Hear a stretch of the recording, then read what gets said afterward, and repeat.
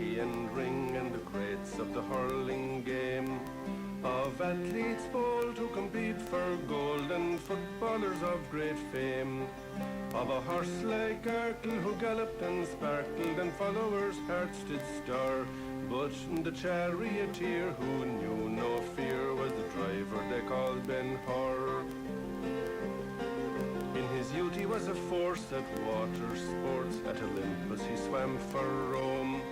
He excelled at rowing with a style so flowing as his boat skimmed across the foam. His career aquatic by a leg rheumatic was ended despite his fame. So he bought an old chariot from Judas Iscariot and tried out the racing game. In 32 AD it happened to be that Messala was empire champ, a scheming fiend full of bile and spleen, an unprincipled low-down tramp. At equine auctions this type of noxious could buy any horse he pleased, for he knew that all the while it was Pontius Pilate, his sponsor, who paid the fees.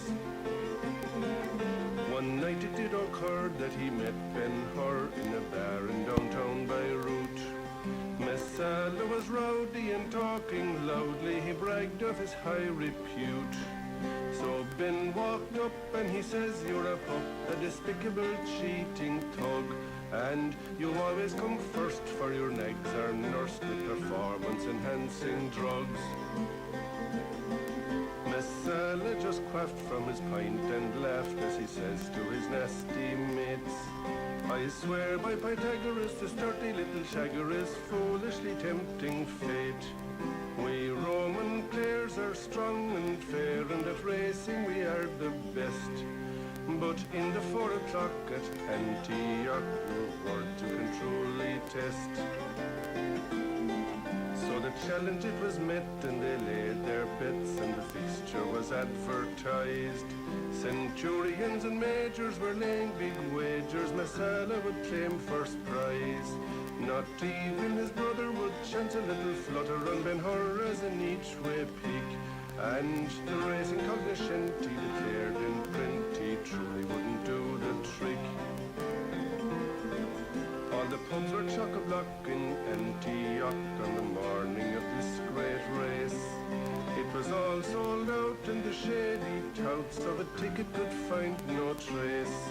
There were fast food stalls all around the walls where the customers stood in queues, and a girl called Vera from Al Jazeera conducted the interviews.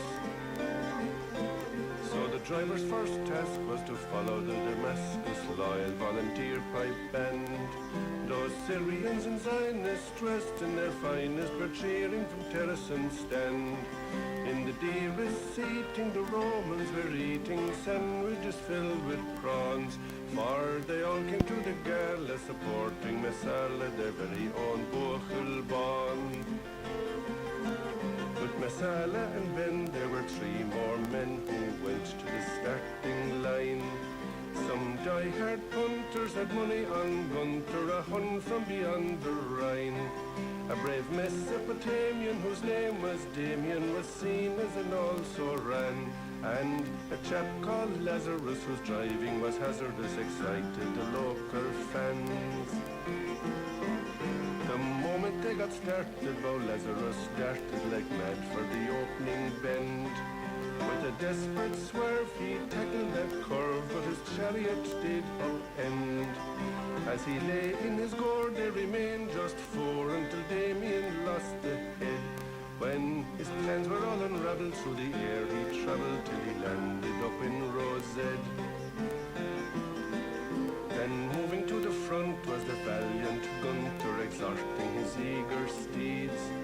Messala was chasing, his eyes were blazing, determined on evil deeds. With his big long whip one horse he tripped, and the Hun from his chariot threw. Then with his horrid smile Ben Hur he riled, saying, "The next one to die is you." So they galloped side by side, and Messala tried his rival to intimidate. He pushed right in and he crowded Ben, who shouted at him, "Watch it, mate. You're putting us in danger, you half-witted langer. Your horses and dope are high." He knew disaster beckoned for whoever came second, so his choice was to win or die. Through all the dust and smoke, Ben heard and spoke to his thoroughbred broncos four. He talked of pagan invaders plaguing his people who suffered right sore. There's no freedom to be had without another jihad. We'll strike for our liberty, and we'll clear the Middle East of those greedy beasts, or we'll die in the fray, says he. Then his noble horses charged, and on they barged as the enemy they shoved aside. Messala was humbled, his thoroughbreds stumbled, their energies all had dried. From his chariot falling, his fate was appalling, being battered by hooves and wheels. In the course of all that skirmish, his torn epidermis came off like potato peels. So the race was in the bag, and past the checkered flag, Ben Hur and his team came in. Those joyful Israelis were drinking rum and Baileys to celebrate a noble win.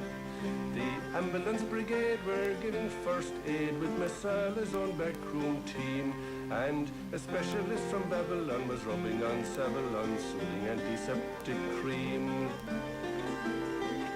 But of those gallant drivers, the only survivor was Ben with the laurel crowned. For all of his rivals with ceremonies tribal were laid in the burial ground.